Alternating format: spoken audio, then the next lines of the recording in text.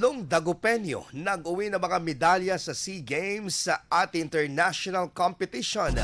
Para sa detalye ng balitang yan, kasama natin Idol Neil Muyano. 104.7 IFM. Report!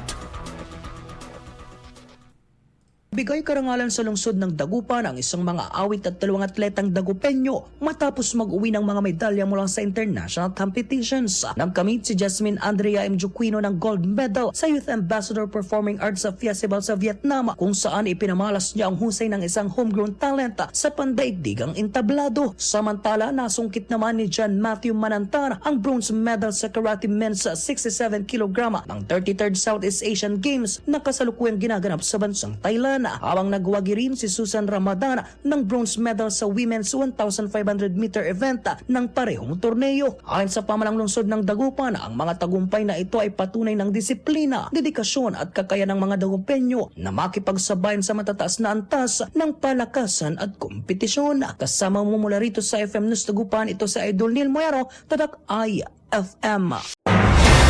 IFM News. IFM News. IFM.